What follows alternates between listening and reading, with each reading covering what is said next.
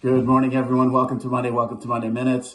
Welcome to Liberation Week. There's a lot on the table this week for sure.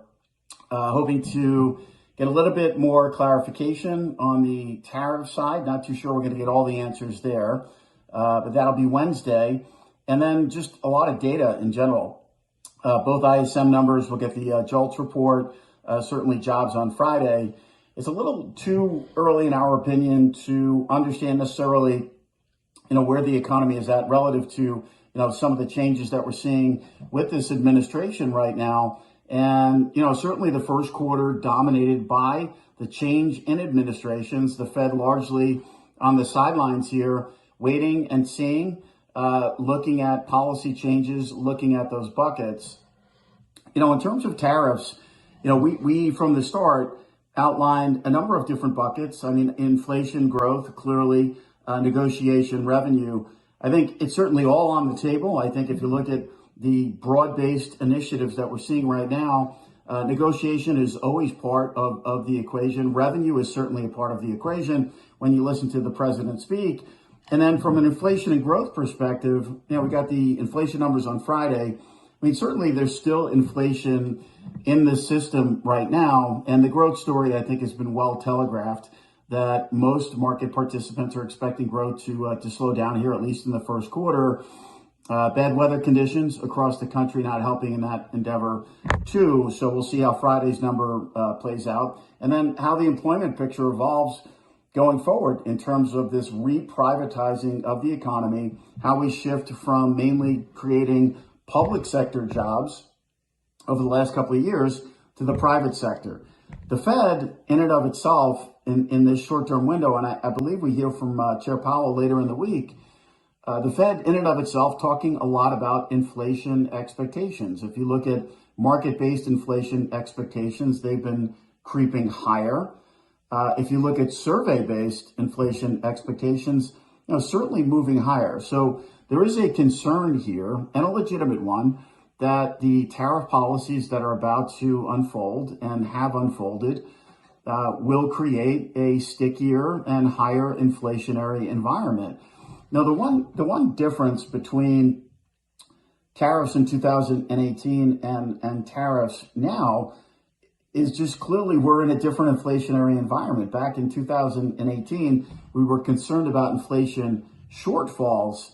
Now we're more concerned about the supply side versus the demand side of the economy, and it's a different inflationary environment. I mean, consumers and on the corporate side too, in terms of being able to pass along these costs, or at least trying to, it's a much friendlier environment coming out of the inflationary pocket of time that we've been in to try and do that. In the end, we never really and still don't have price stability. And at the same time, now we have tariffs in the mix. So we need to be realistic about that. It is stagflation-like. I'm not saying that's going to be the ultimate end game in terms of where we wind up, but that's kind of what it feels like right now, right? Growth is definitely coming down, and inflation remains sticky and could perhaps go a little bit higher. So not a great outcome in general for the consumer in this environment. Certainly not a good outcome for markets short term. And that's why we're repricing. If you look at, 2023, 2024, you look at the first quarter inflation readings in both those years, and you can go back historically too, the seasonal factors in the first quarter were followed by 0 to 0.2 monthly prints going forward. It allowed the Fed in 2023 to end their tightening campaign. And certainly in 2024, it allowed the Fed to recalibrate. And if you look at market returns, in both those years, they were very, very strong and very good. And what we're seeing right now clearly is a repricing, a rethink. We still remain slightly defensive here with regard to risk assets in terms of equities and in credit.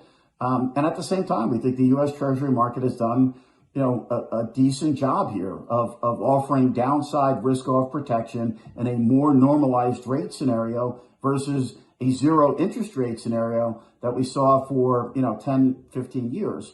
So Treasury market doing a good job.